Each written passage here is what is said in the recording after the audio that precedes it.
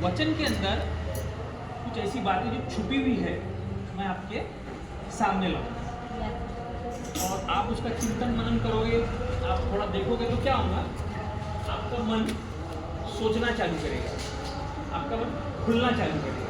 तो उससे क्या होगा, आपकी जो बहुत सी समस्याएं हैं वो आधी हो जाएगी और आप एक नए लेवल पे आओगे। तो मैं जब बात करता हूँ तो मैं कुछ टॉपिक्स लेके बात करता हूँ, तो मेरे टॉपिक बड़े अजीब होते हैं। तो आज का जो मैसेज है जो मैं आपको प्रचार करने वाला हूँ, ये आज से आई थिंक 2009 या 10 में मैंने प्रचार किया था ये मैसेज।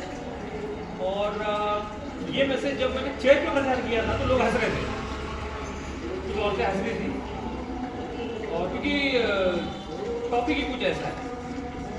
तो मेरा टॉपिक क्या है, मेरा टॉपिक है गधा। ओके, डोंकी, गधा, गाड़ा।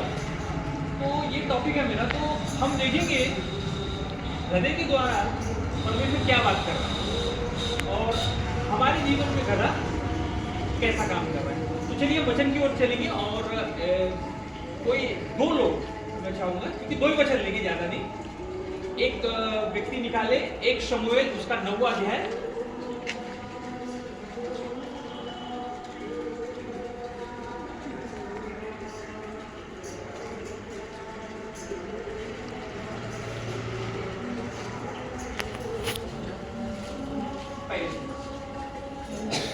बिन्यामीन के गोत्र के में कीश नाम का एक पुरुष था जो अपिया के पुत्र बकारोन का परपोता और जरोर का पोता और अबीएल का पुत्र था। वह एक बिन्यामीन पुरुष का पुत्र और बड़ा शक्तिशाली सूरमा था। उसके शाऊल नामक एक जवान पुत्र था जो सुंदर था, और इस्राएलियों में से कोई उसे बढ़कर सुंदर न था। वह इतना लंबा था कि दूसरे लोग उसके कंधे तक भी न आते थे। जब शाऊल ने पिता कीश को गदरिया को हो गई, तब कीश ने अपने पुत्र शाऊल से कहा, एक सेवक को अपने साथ ले जा और गदहियों को ढूंढ ला। तब वह एफ्रेम के पहाड़ी देश और शलीशा देश होते हुए गया, परंतु उन्हें न पाया। तब वे शालोम नामक देश में होकर गए और वहां भी न पाया। फिर बिन्यामीन के देश में गए, परंतु गदहिया न मिली। तब वे सुख नामक देश में आए। तब शाऊल ने अपने साथ के सेवक से कहा, आ हम लौट चले, ऐसा न हो कि मेरा पिता गदहियों की चिंता छोड़कर हमारी चिंता करने लगे। उसने उनसे कहा, सुन, इस नगर में परमेश्वर का एक जन है जिसका बड़ा आदरमान होता है, और जो कुछ वह कहता है वह बिना पूरा हुए नहीं रहता। अब हम उधर चले, संभव है वो हमको हमारा मार्ग बताए कि इधर जाए। तो यहाँ पे बात हो रही है शाऊल नाम के एक व्यक्ति की, जो इजराइल के इतिहास में पहला राजा बना। और ये व्यक्ति की गधे जो है ये हो चुके हैं। और सीन ऐसा है कि ये और एक सेवक मिलके जाके गधे ढूंढ रहे हैं, गधे इनको मिल नहीं रहे और एक जगह आके फंस गए वो लोग। अब वो सोचते क्या करे, किधर जाए। तब उसका जो सेवक है वो बोलता चलो हमें व्यक्ति से मिलते। वो एक्चुअली भविष्यवक्ता शमूएल है जिससे वो जाके मिलने वाले आगे थे, और उनका वो बातचीत चल रहा है। लेकिन और यहाँ पे गधा घूम गया। तो आज का टॉपिक गधा है। तो गधा एक्चुअली है क्या, और हमारे जीवन में गधा क्या चीज़ों को रिप्रेजेंट करता है, क्या चीज़ों को हमारे जीवन में लाता है। नहीं, गधा हाँ वो भी एक तरह से सही है, हम बोल रहे हैं बिल्कुल सही। लेकिन मैं दो हिस्से में उसको बांटता हूँ, क्योंकि हर सिक्के के दो पहलू होते हैं, तो हर चीज़ की दो बातें निकलती हैं। गधा हमारी समस्या भी है। और गधा जो है वो कैसा है, अपनी चाल चलता हो। ओके, उसको जब तक कंट्रोल ना किया जाए वो बात नहीं समझता। तो गधा एक ऐसा जानवर है। तो ऐसी हमारे जो समस्या है, हमारे सोच विचार है, तो गधे के जैसे निकल चलते हैं। और होता क्या है कि हम लोग ढूंढते हैं किसी को कि कोई हमें बताए अब क्या करना है। तो बस पूरी दुनिया में यही चलता है। ओके, हमारे साथ भी वही चलता है। तो अब इसमें विशेष बात क्या है?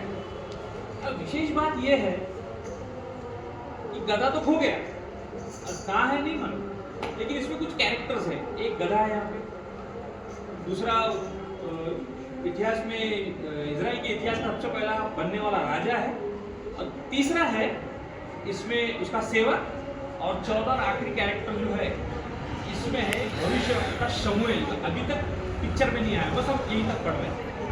अब बात ये है 2026 लग गया है और 1 महीना खत्म हो गया है, अब 11 महीने बाकी है। अब सवाल ये है कि बाकी के 11 महीने हम लोग क्या करने वाले हैं? हम 11 महीने हमारे घरों को ढूंढते रहेंगे, या फिर हम उस स्थान पे आ जाएंगे जहां हमको क्या पता चले कि गधा कहाँ है। देखिए यहाँ पे बहुत मजेदार बात है, यहाँ पे बाइबल के अंदर छुपी पड़ी है, मैं 2 बताता हूँ। सबसे पहला बाइबल के अंदर इंट्रोडक्शन दिया गया है, उसके अंदर एक व्यक्ति को बताया गया शाऊल, लेकिन शाऊल को पहले क्या बताया गया है? उसका पूरा खानदान बताया। परमेश्वर ने पूरा खानदान बताया, उसकी वंशावली बताई, और उसके बाद उसको बताया गया परमेश्वर ने ऐसा क्यों किया रहेगा, एक व्यक्ति के लिए पूरा वंशावली क्यों बताया रहेगा? सबसे पहले इसलिए बताया कि हम लोग जान ले परमेश्वर जिनको चुनता है वो उनके बारे में पूरी जानकारी रखता है, तो उनको बताता है वो। दूसरा, ये रिकॉर्ड्स में भी है, इजराइल के रिकॉर्ड में भी, कि ये काल्पनिक नहीं है, ये रियल है, इस वजह से ये सब दिया गया है। लेकिन असली कारण अगर कुछ है, परमेश्वर उनके नाम बराबर याद रखता है, उनके नाम बराबर लिखता है जो उसके काम में है, उनके नाम नहीं लिखता जो काम में नहीं है। आपने वो कहानी पढ़ी होगी, एक बहुत अमीर व्यक्ति रहता और एक भिखारी रहता, लाजर। अजीब बात है ना, भिखारी का नाम बाइबल के अंदर लिखा है, अमीर का नहीं। अजीब बात है, क्योंकि वो परमेश्वर के राज्य के काम के लिए नहीं था वो, लेकिन भिखारी था। तो इसी तरह परमेश्वर ने लोगों को चुना है। अब परमेश्वर क्या चाहता है, एक किताब के बारे में बोलता है, जैसे जीवन की किताब कहा गया, जिसमें वो नाम लिखने की बात करता। तो उसमें हमारे पूर्वों के भी नाम लिखे हुए, ओके, हमारे भी नाम लिखे, और हम क्या करेंगे, हमने क्या किया, वो सब लिखा जाएगा। सो वापस टॉपिक पे आते हैं। तो भाई अब गधे तो पक गए, अब ये घूम रहे, मिल नहीं रहा। अब इसका सेवक इसको क्या बोलता है कि एक व्यक्ति है हमारे बीच में, और वो जो बोलता है वो होता है। तो बस आखिरी लाइन पढ़ेंगे, सेवक ने क्या बोला? उसने उनसे कहा, सुन, इस नगर में परमेश्वर का एक जन है जिसका बड़ा आदर मान होता है, और जो कुछ वह कहता है वह बिना पूरा हुए नहीं रहता। अब हम उधर चले, संभव है वो हमको हमारा मार्ग बताए कि किधर जाए। तो क्या लगता है, इसने क्या कहा? सही कहा कि अजीब सी बात हुई? सिंपल क्या लगता है आपको? अरे बोलिए ना, सही कहा। कैसे? उसको पूछना चाहिए था, हम उसको पूछते गधे का है, उसने वो नहीं बोला, उसने पूछा चलो हम उसको पूछते हम किस रास्ते जाए। यानी अगर हम उसको ये पूछेंगे कि किस रास्ते जाए, यानी हमारी मंजिल वो बताएगा इस रास्ते जाए, यानी उसको मालूम है गधे वही है। अब सवाल ये है, क्या हमको रास्ता मालूम है कि किधर जाए? क्या हमको मालूम है? तो ये आज हमारी समस्या है कि हमारे पास बाइबल होने के बावजूद हमको रास्ते नहीं मालूम। प्रॉब्लम क्या है कि लोग वचन नहीं पढ़ते। प्रॉब्लम ये भी है, बहुत से चर्चेस में है और आगे भी रहेगा, लोग चर्च नहीं आते, लोगों को नहीं मालूम परमेश्वर कब उनके लिए क्या चीज रखा है जो उनके लिए उनका मार्ग बताएगा कि कहाँ जाना है। गधों को ढूंढना और उस मार्ग पे जाना, ये 2 अलग अलग चीजें हैं। एक्चुअली यहाँ पे गधा सिर्फ एक कारण था, लेकिन असली बात ये थी कि रास्ता तैयार हो रहा था शाऊल के लिए गधों के द्वारा कि वो क्या बनेगा, आने वाला राजा। तो बोलने का मतलब क्या है, शाऊल क्या ढूंढ रहा है? गधा, है ना? परमेश्वर क्या देख रहा है? राजा। समझ रहे आप लोग? परमेश्वर क्या देख रहा है कि अरे राजा आ रहा है, शाऊल क्या देख रहा है, मेरा गधा का। ओके, तो आपकी जो समस्या है कई बार वो आपको ऐसे रास्तों पे ले जाएंगी जो एक्चुअली आपकी आशीष है। आप ढूंढ रहे हो अरे मेरी समस्या का हल क्या, परमेश्वर कुछ और ही देख रहा है वहां से, परमेश्वर का नजरिया कुछ और है, परमेश्वर रास्ते पे ले जा रहा है। लेकिन हाँ, हम लोग रुक जाते, यूटर्न मार लेते, और हो सकता है हम लोग कई बार जगह पे पहुंच नहीं पाते, ऐसे होता है, और ये होगा, कोई बड़ी बात नहीं है। लेकिन इससे हमारी आशीष खत्म नहीं होती, और ना ही परमेश्वर का रास्ता बदलता है, परमेश्वर एक दूसरा रास्ता तैयार करता है, एक और नई आशीष देता है, हर दिन एक नई आशीष हमको दे रहा है। और क्या हो रहा है यहाँ पे, परमेश्वर हमको लीड कर रहा है। और देखो बाइबल के अंदर क्या है, जो चीज पहले हुई ना वो बाद में भी हुई है। अगर आप देखेंगे तो मत्ती 21 उसका 1 से 7 कोई पढ़िए।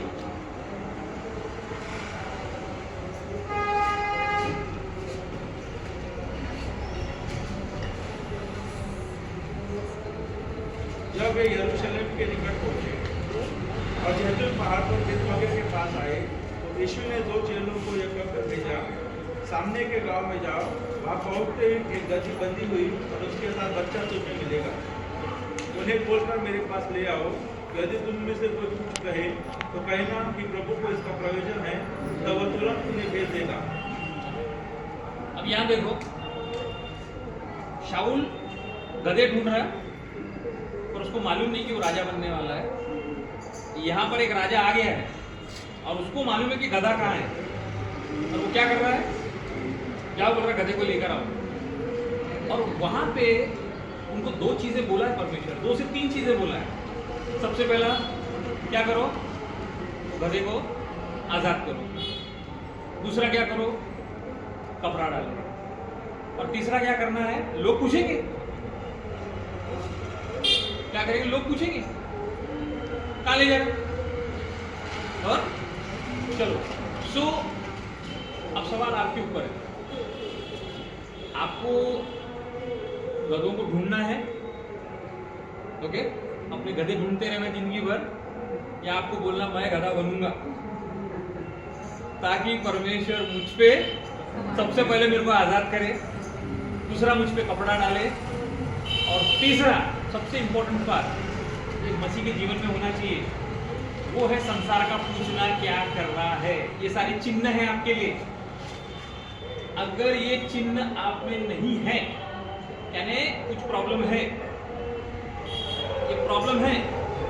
अगर आपको समस्या नहीं आई, या आप संसारी चीज में मिले हुए हो, या संसार और आप लगभग 2 हाथों जैसे हो, ऐसा नहीं होना चाहिए, ओके, मिलावट नहीं होना चाहिए।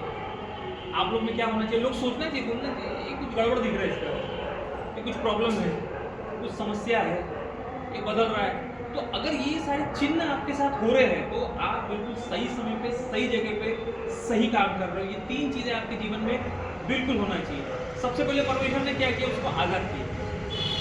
वो फिजिकल आजाद था, हम आत्मिक आजादी की बात कर रहे हैं। वो क्या है, हमारा मन। परमेश्वर हमारे मन में पहले बात करता, ओके, और फिर क्या होता, हम हमारे दिमाग से क्या करते, सोचना चाहते हैं, वो बात करता है वैसे, तो वहां से कैसा एक आजादी आती है। आजाद होने के बाद परमेश्वर क्या कर रहा है, उसके ऊपर एक कपड़ा रख रहा है। यानी ये कि परमेश्वर क्या कर रहा है, बाकी सारी चीजें थी, जो कुछ भी था दुनियादारी का, अब परमेश्वर ने अपना उस पर कपड़ा रख दिया है। यानी कुछ भी हो सकता है, कोई भी छुपी हुई बेकार गंदिया कुछ भी आपके साथ हो सकता है, परमेश्वर ने उसके ऊपर एक कपड़ा रखा है। अब वो कपड़ा क्या है, वो उसका कपड़ा है। वो आपको क्या बना रहा है, वो आपको धार्मिक बना रहा है, आपको धार्मिकता का वस्त्र दे रहा है। और फिर क्या कर रहा है, आपको अपनी ओर लेके जा रहा है। एक संसार का राजा गया था किसके पास, गधे ढूंढने, और काम क्या मिला उसको, राज सिंहासन मिला। दूसरा राजा क्या किया, वो तुम्हें अपने ओर ले आया। राजा अपनी ओर कभी नहीं लेता, लोगों को जाना पड़ता, लेकिन ये पहला राजा है जो आपको अपनी ओर बुला रहा है, और वो लेके जाते हैं उसको। क्या करता है परमेश्वर, उसके ऊपर बैठ जाता और गधा सीधा सीधा उसको कहाँ ले जाता? उस स्थान पे जहाँ क्या कहेंगे, बलिदान। तो परमेश्वर का ये तरीका है। और बलिदान होने के बाद गुड फ्राइडे है, ईस्टर है, कि वो जी उठा और वहां से चीजें पलट जाती ना। अब ये सबसे इंपॉर्टेंट बात है, एक बार परमेश्वर जी उठा, आपका जीवन यानी उस समय से लेकर अभी तक का जीवन में हर चीज अब बदल जाएगा, आपकी मानसिकता बदल जाती है। और इसके बाद जो वचन चलता है आगे यानी रेवलेशन तक, यानी बाइबल जब चालू होती मती से लेकर रेवलेशन तक, यानी जैसे यीशु जी उठा उसके बाद नए नए दरवाजे खुलना शुरू होते हैं, आत्मिकता के, धार्मिकता के नए नए दरवाजे खुलना चालू होते हैं। यानी आप समझ लीजिए केजी से चालू हुआ, 10th स्टैंडर्ड, फिर 12, ग्रेजुएशन, पोस्ट ग्रेजुएशन, चलती रहती ना पढ़ाई खत्म नहीं होती, कुछ लेवल बढ़ते रहते। हमारे ऊपर है हमारा दिमाग कितना लेता, हम उस लेवल तक जाते हैं, लेकिन इसका कोई अंत नहीं।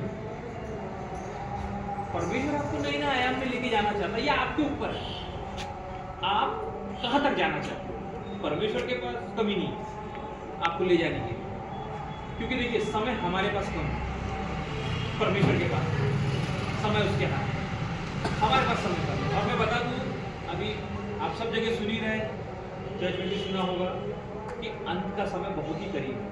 तो हमारे पास क्या है, अभी समय बहुत कम है, बहुत ज़्यादा नहीं है। तो उसमें से अभी 26 का 1 महीना निकल गया, अब 11 महीने रह गए। अब इन 11 महीने में हमको क्या करना है? तो 11 महीने में अगर कुछ पाना है तो अभी काम करना है। अगर आज गड्ढा खोदेंगे कुछ समय बाद एक अच्छा कुआं आ जाएगा, उसमें पानी लगेगा, तो हो सकता है एक जगह 10 जगह खोदना पड़े, है कि नहीं? हम 11वें महीने के लिए घूम नहीं सकते, देखो तब एक जगह खोदे आ जाएगा, ऐसा नहीं, हमको अभी से तैयारी करनी है। तो क्या चीजें हैं जो सबसे जरूरी है हमारे लिए अब के समय में? सबसे जरूरी चीज हमें खोजना है, तो सबसे पहले हमारे घरों को साइड में रखना है, उनको साइड में रखना है हमको, हमारे घरों। हमको आत्मिकता में सोचना है हमें क्या चाहिए। हमें क्या चाहिए? सबसे पहला परमेश्वर का प्रकाशन चाहिए। बिना प्रकाशन के हम कुछ नहीं कर पाएंगे। आज प्रॉब्लम क्या हो रहा है? आज देखिए 3 खतरनाक जगह है आज मसीह लोगों के लिए, 3 खतरनाक जगह। सबसे पहले खतरनाक जगह है प्रेयर मीटिंग्स, बहुत सारी प्रेयर मीटिंग होगी, बहुत खतरनाक जगह है। दूसरा इंटरनेट के ऊपर जो भी क्रिश्चियन ये चल रहा है प्रोग्राम्स, जैसे गॉड टीवी और दुनिया भर के टीवी आ गए, ये बहुत खतरनाक चीज़ है। और तीसरा है किताबें, क्रिश्चियन लिटरेचर। क्यों मालूम? क्योंकि ये सब जगहों में लोगों के आइडियाज हैं, लोगों के एक्सपीरियंसेस हैं, लेकिन सिर्फ बाइबल वो जगह है जहाँ पे प्रकाशन है। अब परमेश्वर प्रकाशन देता और हम नहीं जानते सामने वाले व्यक्ति को वो क्या बोल रहा है, उसका क्या जीवन है, हम नहीं जानते। लेकिन सिर्फ क्योंकि वो एक धार्मिकता के वस्त्र पहना है तो हम सब दौड़ जाते हैं। अब सवाल ये है कि जब आप वचन सुनते हो तो आप लोग कितना उस वचन को वचन से मिला के देखते हो। ऐसा आपके जीवन में कितने बार हुआ? कितने बार आपने कुछ सुना तो आपने देखा चलो मैं देखता हूँ या मैं देखती हूँ, मैं इसके पीछे पड़ती हूँ। मैं ऐसे कई सेवकों को मैंने बात करते सुना, बोलते सुना, और मैंने बोला देखा जाए, और मैं देख रहा हूँ उसमें तो ये बात मैच नहीं करती, वचन से मैच नहीं करती, तो वो बोल दिया उसने, क्योंकि उसको बोलना। कई किताबें मैंने पहले बहुत किताब पढ़ता था, मैं बाइबल लिटरेचर में बहुत पढ़ता था, बहुत सी किताबें थी मेरे पास, तो उससे बहुत सी गलत चीज़ें मैंने अपने दिमाग में डाल दी। मैंने कभी देखा नहीं, लेकिन बाद में मुझे पता चला नहीं, मैंने गलत चीज़ें बोली, गलत बातें बोली, और बहुत सी ऐसी चीज़ें हैं जो सही नहीं है। लेकिन क्या हुआ, उससे समझ और मैंने लोगों को गलत समझा दिया। फिर मैंने सब बंद किया, अब मैं बाइबल पढ़ना शुरू किया। जो भी वचन सुनता हूँ, मेरी अपनी कलीसिया में भी सुनता हूँ, तो बाइबल में छान के देखता हूँ। अब मैं क्या करता हूँ, ऐसे पदों को अपने दिमाग में आने नहीं देता कि एक बार गलत चीज़ आ गई और आपने यहाँ नहीं देखा तो वो आपके साथ चलेगी। और कैसा होगा कि आप जा रहे हो रास्ते से, गोबर पे पाँव चले गया, उसका तो आपको जूता साफ करना पड़ेगा, चप्पल साफ करो। कितने लोग हैं जान देना लग गया, चलो ऐसे तो कोई करता नहीं। तो वो वैसी है हमारी, तो हमको उसको छटकना होगा, निकालना होगा। जैसे पौलुस को सांप लपटा था, क्या किया उसने? अरे वापस सांप नहीं, सब उसने छोड़ दिया। छटकना होगा। ये वो गधे हैं जो हमारे पीछे आया, हम उनको घर लेकर आ गए। और होगा क्या इससे? इससे हमारी उन्नति नहीं होगी। ये क्या है?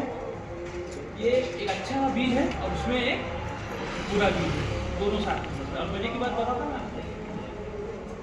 अच्छा बीज अगर आप रखोगे ना तो उसका पालन पोषण करना पड़ेगा, लेकिन जंगली बीज रहता ना उसको जरूरत नहीं पड़ती, अपने आप निकल जाता। और देखो परमेश्वर ने एक श्राप दिया था आदम को। उसने कहा था, परमेश्वर ने कहा था ये जमीन तेरे लिए क्या करेगी? ऊन कटारे उगाएगी। अब देख लो ऊन कटारे अभी भी उग रहे, कोई पानी डालने जा रहा नहीं, कोई कुछ नहीं कर रहा, पर वो अपने यहाँ बराबर है कि परमेश्वर वचन आज भी बराबर चल रहा है। तो ये सब चीजें चिन्ह है हमारे जीवन में कि अच्छा तो है लेकिन बुरा भी है, सच्चा तो है लेकिन धोखा भी है, लेकिन इन दोनों के बीच में पवित्र आत्मा है। और जो सबसे इंपॉर्टेंट चीज आज हमें चाहिए तो वो है परख की आत्मा। हमें परख की आत्मा के लिए प्रार्थना करना है ताकि हम जान लें, क्योंकि हर जगह हम प्रार्थना नहीं कर सकते। हमारे सामने कुछ आ गया है, एकदम से हम प्रार्थना नहीं कहा चलो मैं प्रार्थना करता हूँ, नहीं करेंगे। ये जो परख की आत्मा है वो आपको बता दूंगी। मैं आज से कई साल पहले एक ऐसे सेवक से मैं मिला था जिसमें परख की आत्मा का गिफ्ट था। तो मैं गया उसके सामने, मेरी उम्र बहुत कम थी तभी, और मैं अपने मन से बहुत बड़बड़ करने लगा। अब उसमें परख की आत्मा है, तो सेवक ने मेरे को कुछ बोला नहीं, कुछ नहीं बोला। फिर कुछ समय बाद तो सेवक ने मुझसे कहा, सुनो, जब भी कोई व्यक्ति मेरे सामने आता है पवित्र आत्मा मेरे को उसके बारे में सब बता देता है। ओके, सब बता देता। जब तुम पहली बार आए थे तुम में ये प्रॉब्लम था, दूसरी बार आए थे ये प्रॉब्लम था। ऐसे लोग मिले आपको कभी? और मेरे को मिले और मैं इतना घबरा गया, मेरे को इतनी शर्म आई। अरे मेरे को लगा मैं बहुत स्मार्ट हूँ। तो सेवक ने बताया ये प्रॉब्लम है दिल में, ऐसा है ये। और मजे की बात ये है, तो सेवक ने मुझसे कहा था कि अगर तुमको लग रहा है कि मैं झूठ बोल रहा हूँ, चलो बोले कहीं भी चलो, कोई दूसरे सिटी में चलो, अब मेरे को छोड़ दो, बोले तुम कहीं भी आंख बंद करके। पवित्र आत्मा मेरे को बराबर एड्रेस बताएगा। और उस समय में मोबाइल इतना ज़बरदस्त नहीं था, तब नोकिया का मोबाइल चल रहा था, 2008-9 की बात है, 9-10, तब इतना तो ये नहीं था मेरे। यानी उस समय में वो व्यक्ति इतना तेज था। और उस व्यक्ति से मिला मैं आज भी प्रेयर कर रहा हूँ कि वैसे परख की आत्मा मिले। और एक बात, अगर आपको ठोकर लग रहे हैं ना तो ये भी एक सही चीज़ है। मेरे हिसाब से झूठी भविष्यवाणी का ठोकर आपको लगना चाहिए, तो आप क्या होंगे? सतर्क हो जाएंगे। झूठे मसीह लोग आपको मिलने चाहिए ताकि आपको असली कैरेक्टर पता चले, तो आप में वो परख आना चालू होगा। क्योंकि जब आपको वो झूठ बोलेंगे ना, आपका मन खराब होना चालू होगा। और जब मन खराब होता तो क्या होता? हम सही चीज़ें ढूंढना चालू करते। बहुत गंदी बात आती तो क्या होता? हम उस जगह से निकलना चालू करते। जब बहुत गलत चीज़ होने लगेगी तो हम सही चीज़ों की ओर बढ़ना चालू करेंगे। तो परमेश्वर ये सारी चीज़ें हमारे जीवन में रखता है, ये उसका प्लान है कि हम क्या करें, हम अपने घरों को छोड़ के उस रास्ते पे चले जो हमारे लिए रखा गया है। शाऊल जो था वो एक संसारिक राजा था, उसका जो सिंहासन था एक दिन खाली हो गया, दाऊद बैठा, दाऊद मरा, उसका बच्चा सब खत्म, एक दिन खत्म। लेकिन एक सिंहासन हमारे लिए रखा गया है और परमेश्वर हमको वहाँ ले जाना चाहता है। और सिंहासन क्या है? वो घर है जो परमेश्वर हमारे लिए बना रहा है। ओके, परमेश्वर ने जो एक स्थान पे रखा है, तो उसकी तैयारी अभी चल रही है, हमारी तैयारी वो है। तो हमारा जीवन के हिसाब से हमको वहाँ मिलेगा। ओके, तो हम कैसा जीवन जीते हैं बहुत इंपॉर्टेंट है। तो हमारा जीवन कैसा रहना चाहिए ये यहाँ लिखा हुआ है, और इसके लिए हमें किसी के पास जाने की जरूरत नहीं है, हमको वचन पढ़ने की जरूरत है। और परमेश्वर ने क्या किया है? आपको एक सिस्टम के तहत लाया है। आप यहाँ जमा हो, आपके पास पास्टर है, आपके पास एक सेविका है जो प्रार्थना कर रही है, और आपके पास बाइबल भी है। तो ये सबका कॉम्बिनेशन मिलके क्या होगा, काम करेगा। ये सिस्टम परमेश्वर का दिया हुआ है। लेकिन अगर पास्टर है, लोगों की सेविका है, लोग नहीं आएंगे तो क्या करेंगे हम लोग? और आप सब आएंगे और ये दो लोग नहीं आएंगे तो क्या करेंगे आप लोग? नहीं। तो बोलने का मतलब है परमेश्वर के स्थान में कोई ऊंचा और कोई नीचा नहीं, सब बराबर है। ओके, सब समतल है। और यहाँ अगर ऊंचा कोई है तो वो परमेश्वर स्वयं है। तो अगर कोई समझता है कि मैं कुछ हूँ, ओके, है प्रभु ने बहुतों को आशीष दी है, कईयों को पासवान बनाया, कईयों को प्रार्थना करने वाला बनाया, कईयों को भविष्यवक्ता बनाया, लेकिन क्या परमेश्वर ये सब चीज़ दे रहा है? लेकिन मैं बता दूं आपको, जितने वरदान हैं परमेश्वर के वरदान, तो सब यहीं रह जाएंगे, ये जमीन पर रह जाएंगे। लेकिन पवित्र आत्मा के फल आपके साथ जाने वाले हैं, और वो सबसे ज़्यादा खतरनाक है। प्रेम, दया, क्षमा, ये सब चीज़ें बड़ी खतरनाक चीज़ें हैं। ईमानदारी, हमारी सोच क्या है, क्योंकि परमेश्वर हमारी जो सोच है ना उसके हिसाब से भी हमारा न्याय करने वाला है। तो आपको क्या करना है और मेरे को क्या करना है, हमें ईमानदार रहना। ओके, अगर आप, मैं ऐसी बता रहा, ऐसा प्रैक्टिकली करना होता, मैं ऐसी बता रहा हूँ। समझो आप में से कोई है जिसको लग रहा है नहीं मेरे को चर्च नहीं जाना है। अगर नहीं जाना है, आपका मन पक्का रहना चाहिए कि नहीं जाना। ये परमेश्वर को मन में नहीं बोलना, नहीं वहाँ पे ये प्रॉब्लम है, या ऐसा है या वैसा है, इसका मुंह नहीं देखना चाहिए। जो भी रहे, आपका मन क्या रहना चाहिए, पक्का रहना चाहिए। नहीं जाना है प्रभु मेरे को, नहीं, ईमानदार है। परमेश्वर को ईमानदार लोग पसंद है। और परमेश्वर को कौन से लोगों से खतरा है, या उसी कलीसिया को जो ढोंग करते। एक ढोंगी उसके साथ था, जूडस, लेकिन उसके साथ एक पतरस भी था, ओवर स्मार्ट। ये दोनों थे वहाँ, लेकिन परमेश्वर ने जूडस को भी कभी कुछ बोला नहीं, लेकिन पतरस को चिल्लाया। चिल्लाना किसको था? जूडस को। चिल्लाया किसको? पतरस को। कितनी अजीब बात। तो परमेश्वर जिसको ताड़ना दे रहा है, परमेश्वर को वचन की शिक्षा दे रहा है, आप यकीन जानिए कुछ काम आपके द्वारा होने वाला है। और मैं आपको बता के अचंभित करना चाहता हूँ कि ऐसे बहुत से काम आपके जीवन में हो चुके हैं, अभी हो रहे हैं, और भविष्य में होने वाले हैं, जो आपको नहीं मालूम। ये आपको नहीं मालूम, हाँ, ये आपको अभी तक नहीं मालूम, लेकिन परमेश्वर क्या करेगा, ये सब चीज़ें बताएगा। ये हुआ वो, ऐसे कई लोग हैं यहाँ पे, आपकी समस्या है और लोगों को मालूम है। ऐसे बहुत से लोग भी हैं, लोगों को मालूम है, और वो इंसान को देख रहे। समस्या वाला इंसान क्या करेगा, अरे यार मेरे को ये समस्या, मेरे को मेरा ये बहुत कॉमन चीज़ है। लेकिन बहुत कम लोग मिलेंगे ऐसे जो बिल्कुल चुप है। कैसा? हाँ ठीक है। कैसा है? बिल्कुल ठीक है। वो अपने गधे का पीछा नहीं कर रहा, वो प्रकाशन का पीछा कर रहा है। वो पीछा कर रहा है परमेश्वर के रास्ते का, उसके रास्ते पे चल रहा है। उसका रास्ता बिल्कुल सीधा, जैसे यहोशुआ को कहा था परमेश्वर ने, अब बाएं देखना ना दाएं देखना, तू सीधा चलना।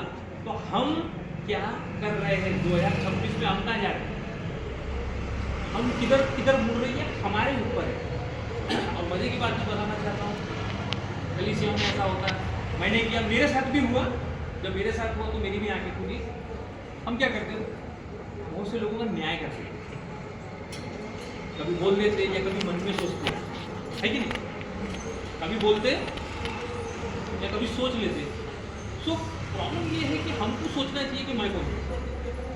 परमेश्वर को प्रॉब्लम नहीं है मैं कौन हूँ, क्योंकि मैं पहले, मेरे को बड़ा लगता था नहीं ऐसा नहीं वैसा वैसा, लेकिन जब मेरे साथ हुआ तब मेरी आंखें खुली, तब मैं समझा, अरे ये इतने समय में जब मेरे सर पे टेंशन आया तो परमेश्वर क्या कर रहा था, तैयार कर रहा था मेरी बुद्धि खोलने के लिए। इतने दबाव गया, मेरी बुद्धि खुली, और तब से मैंने अपना मुंह बंद रखा। अच्छा, ऐसा कभी किसी के साथ हुआ है? आप भविष्यवक्ता के सामने गए और भविष्यवक्ता ने आपको बहुत चिल्लाया है, ऐसा कभी हुआ क्या किसी के साथ? मेरे साथ। जैसे बाइबल में लिखा है कि भविष्यवक्ता के सामने आए। भविष्यवक्ता ने बोला, मेरे को अच्छे से याद है, मैं एक प्रभु के सेवक के सामने गया था, 2009 की बात है। वो मेरे को बोले बैठो, और मैं ऐसे ही बैठ रहा था नीचे, और प्रभु का सेवक जो है ना भविष्यवाणी शुरू कर दी मेरे बारे में। और बैठते बैठते उसकी बहुत सारी बातें मेरे बारे में, नहीं आराम से बोली, एकदम चिल्ला के नहीं। और वो पहला भविष्यवक्ता था जिसने मेरे को बहुत डांटा था। उसने मुझे कहा था तू बहुत ज़्यादा स्मार्ट है, ऐसा कोई बोलता क्या भविष्यवक्ता? लेकिन उसने बोला था मुझे। आप लोग जानते हैं ऐसे भविष्यवक्ता को? मालूम क्यों? परमेश्वर ने छुपा के रखा है। परमेश्वर ऐसे लोगों को छुपा के रखता, सबके सामने रिवील नहीं करता। वो जो भविष्यवक्ता है वैसे उनको कोई लेना देना नहीं है। और वो मैं तो कहूँगा कि आप लोग ज़्यादा खुश नसीब, इतनी बड़ी जगह है। उसका छोटा सा रूम था, उसमें कलीसिया और फर्स्ट फ्लोर पे था, और बाकी लोग ऐसे सीढ़ी पे बैठे संडे के दिन। उसकी कलीसिया ऐसी चलती थी, इतना छोटा सा उसका घर था, और उसके घर में उतने से लोग थे। लेकिन कहाँ से लोग आके प्रभु की सेवा करते थे, चलो पास्टर प्रभु आपको उधर बुला रहा, प्रभु उधर बुला रहा, और वो बराबर जाता था। मैं एक ही बार मिला व्यक्ति से, दोबारा मैं कभी नहीं मिल ही नहीं पाया।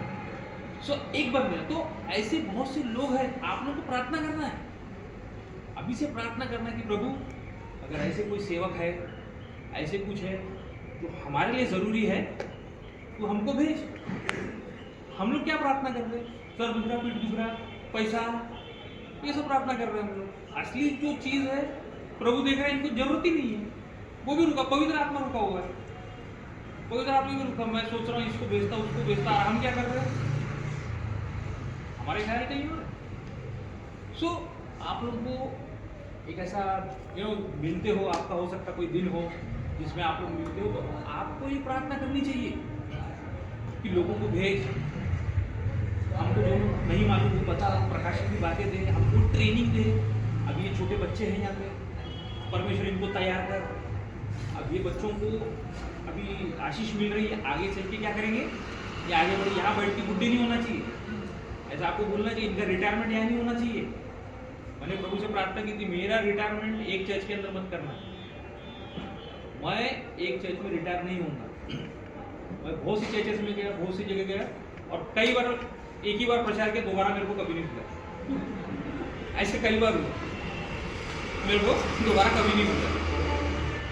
क्योंकि जहाँ मैं जाता हूँ, और मैंने बहुत जगह प्रचार किया, तो लोग जो है फिर बहुत सवाल पूछना चालू करते हैं।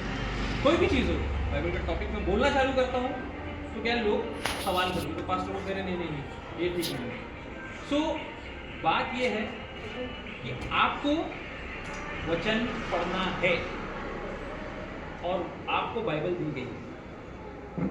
अगर आप नहीं पढ़ोगे और आप समस्या में आओगे, और आपने बोला पास्टर ने नहीं बताया, वो सिस्टर ने नहीं बताया, वो ब्रदर ने नहीं बताया, मेरा मसीह पड़ोसी ने नहीं बताया, नहीं बोलेगा कभी।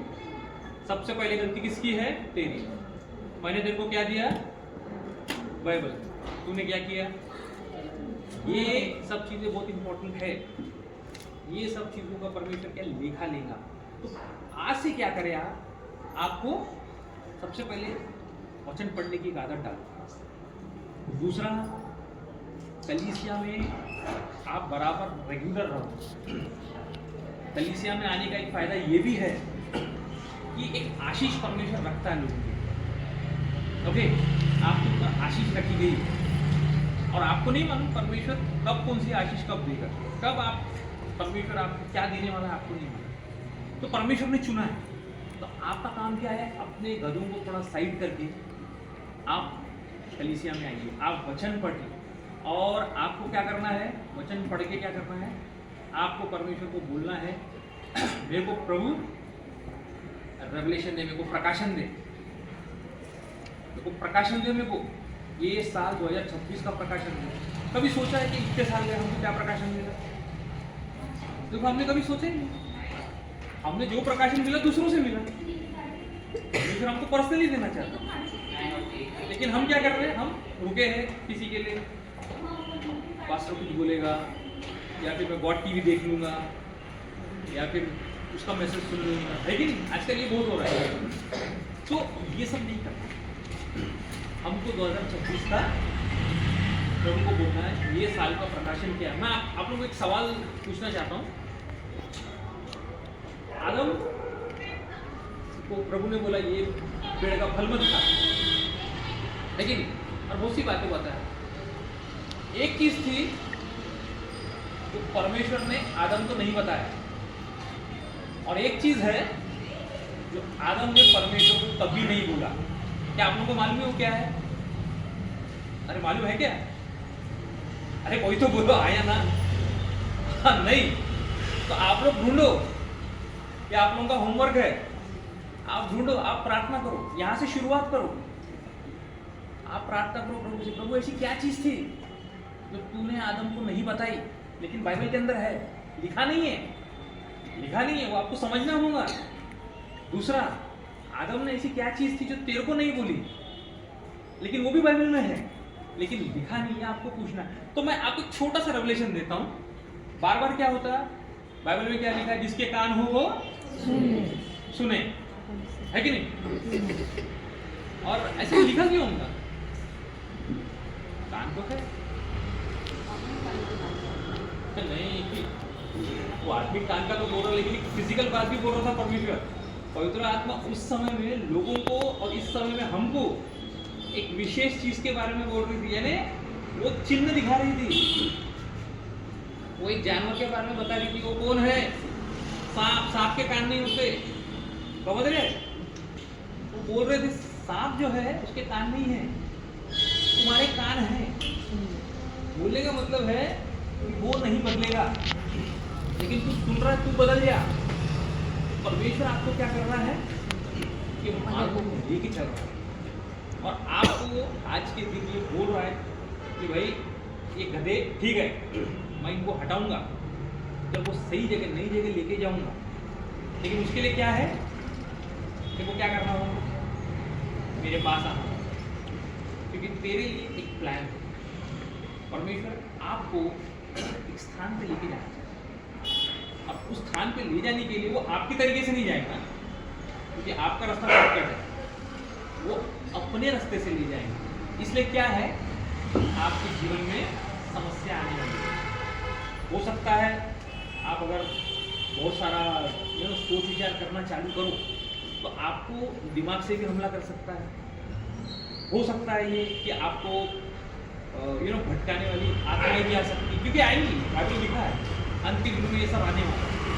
भटकाने वाली आत्माएं आएंगी और खुद को भटकाएगी। मत्ती 24:24 आप पढ़ लीजिए, उसमें लिखा है कि भटकाने वाली आत्माओं के बारे में बहुत बेकार बात लिखी है, लेकिन पवित्र आत्मा है हमारे बीच में। हमारा काम क्या है? पवित्र आत्मा से बात करना। सो आप लोगों के ऊपर है कि आप बात कर रहे हो कि नहीं। बाइबल आपके पास है, अब हमारे ऊपर है कि हमको क्या करना है। गधों के पीछे चलते रहना, ढूंढते हुए इसको उसको, या फिर हमें बाइबल के पीछे चलना है और परमेश्वर से प्रकाशन मांगना है ये साल के लिए। परमेश्वर से मांगना है कि हम अब आगे क्या करें।